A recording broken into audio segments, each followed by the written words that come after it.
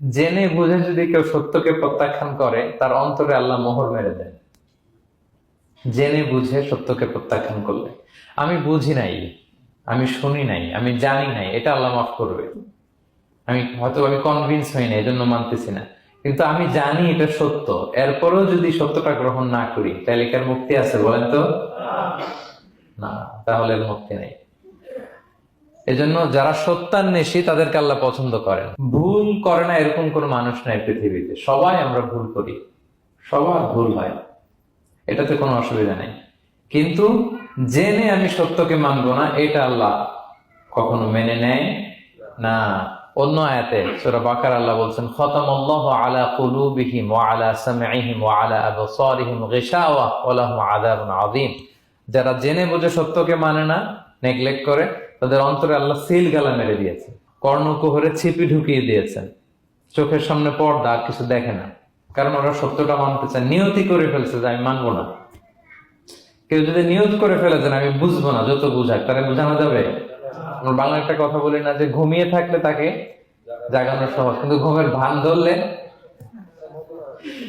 ধরে আছে, ওরা তো ধাক্কা মারতেছি, টানতেছি, ওকে উঠবে ঘুম থেকে? না। এটার উদাহরণ দেখেন, আবু জাহেল আর ওমরে ফারুক রাদিয়াল্লাহু তাআলা আনহু, দুইজনই ইসলামের শত্রু ছিল, ইসলাম বিরোধী ছিল।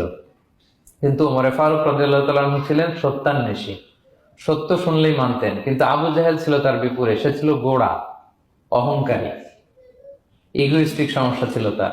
সে জানতো যে আল্লাহর হাবিব সাল্লাল্লাহু আলাইহি ওয়াসাল্লাম আল্লাহর পক্ষ থেকে নাজিল হওয়া আসা একজন রাসূল, কোরআন আল্লাহর পক্ষ থেকে নাজিল হওয়া একটা কিতাব, জানার পরেও সে মানে নাই, ফলে তার নসিবে হেদায়েত জোটে নাই। কিন্তু ওমরে ফারুক রাদিয়াল্লাহু তাআলা আনহু কিছুদিন পরেই উনি শাহাদা পড়ে ফেলছেন, এবং রাসূল সাল্লাল্লাহু আলাইহি ওয়াসাল্লাম দোয়া করেছিলেন যে আল্লাহুম্মা আইজ্জাল ইসলাম বি আহাব্বি হাযাইনি রাজুলাইনি ইনদাক। আল্লাহ, দুজন লোকের যাকে তোমার ভাল লাগে তাদের একজনকে ইসলামের ছায়া তলে এনে তুমি ইসলামটাকে শক্তিশালী করো। একজন হচ্ছে আবু জাহাল, আর একজন হচ্ছে ওমর। আল্লাহ তাআলা কার জন্য দোয়াটা কবুল করেছেন বলেন তো?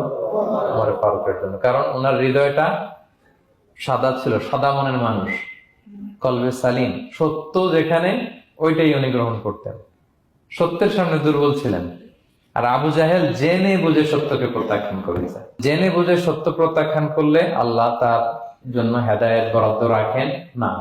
এজন্য আমরা আমাদের বাকি জীবনটুকু আমরা এই মেন্টালিটি, মাইন্ডসেট যেন আমাদের থাকে যে সত্য দেখলেই আমরা মানবো, যেখানেই সত্য ওইটাই আমি গ্রহণ করবো। কি বলেন?